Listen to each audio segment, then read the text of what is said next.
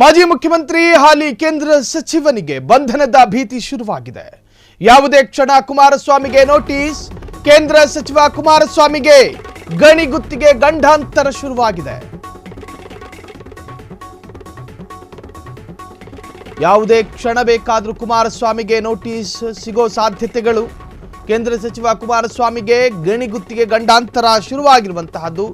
ಅಭಿಯೋಜನೆಗೆ ರಾಜ್ಯಪಾಲರ ಅನುಮತಿ ಕೇಳಿದ ಎಸ್ಐಟಿ ಕುಮಾರಸ್ವಾಮಿ ವಿರುದ್ಧ ಮತ್ತೆ ಪ್ರಾಸಿಕ್ಯೂಷನ್ಗೆ ಲೋಕಾಯುಕ್ತರ ಕೋರಿಕೆ. ಕೇಂದ್ರ ಸಚಿವರಿಗೆ ಒಂದಾದ ನಂತರ ಒಂದು ಕಾನೂನಿನ ತೂಗುಗತಿ ತೂಗುತ್ತೆ. ಶ್ರೀ ಸಾಯಿ ವೆಂಕಟೇಶ್ವರ್ ಮಿನರಲ್ಸ್ಗೆ ಗಣಿಗುತ್ತಿಗೆ ಕೊಟ್ಟಿದ್ದಂಥ ಗಂಭೀರವಾದ ಆರೋಪ.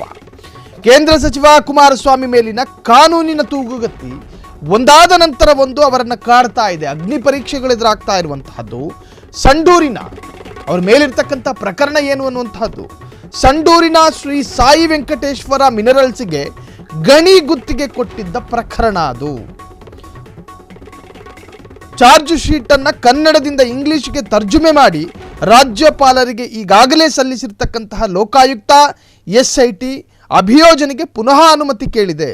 HDK ವಿರುದ್ಧದ ಹಲಗವಡೆರಹಳ್ಳಿ ಭೂ ಡಿನೋಟಿಫಿಕೇಶನ್ ಆ ಪ್ರಕರಣ ರದ್ದತಿಗೆ ಸುಪ್ರೀಂ ನಿರಾಕರಿಸಿದ ಬೆನ್ನಲ್ಲೇ ಮತ್ತೊಂದು ಸಂಕಷ್ಟ ಎದುರಾಗಿರುವಂತಹದ್ದು.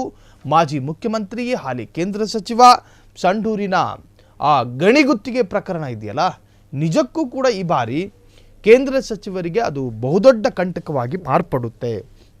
ಯಾವುದೇ ಕ್ಷಣ ಬೇಕಾದರೂ ಕುಮಾರಸ್ವಾಮಿಗೆ ನೋಟಿಸ್ ಇಶ್ಯೂ ಆಗಬಹುದು. ಮಾಜಿ ಮುಖ್ಯಮಂತ್ರಿಗೆ ಹಾಲಿ ಕೇಂದ್ರ ಸಚಿವರಿಗೆ ಬಂಧನದ ಭೀತಿ ಎದುರಾಗಿದೆಯಾ? ಕೇಂದ್ರ ಸಚಿವ ಕುಮಾರಸ್ವಾಮಿಗೆ ಗಣಿಗುತ್ತಿಗೆ ಗಂಡಾಂತರ ಶುರುವಾಗಿರುವಂತಹದ್ದು.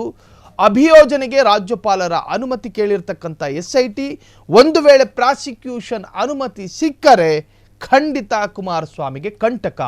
ಕುಮಾರಸ್ವಾಮಿ ವಿರುದ್ಧ ಮತ್ತೆ ಪ್ರಾಸಿಕ್ಯೂಷನ್ಗೆ ಕೋರಿಕೆ. ಕೇಂದ್ರ ಸಚಿವರಿಗೆ ಒಂದಾದ ನಂತರ ಒಂದು ಕಾನೂನಿನ ತೂಗುಗತಿ. ಶ್ರೀ ಸಾಯಿ ವೆಂಕಟೇಶ್ವರ್ ಮಿನರಲ್ಸ್ ಗಣಿಗುತ್ತಿಗೆ ಕೊಟ್ಟಿದ್ದ ಪ್ರಕರಣಕ್ಕೆ ಸಂಬಂಧಪಟ್ಟ ಹಾಗೆ ಈಗ ಕುಮಾರಸ್ವಾಮಿಗೆ ಗಂಭೀರ ಗಂಡಾಂತರ ಎದುರಾಗಿದೆ.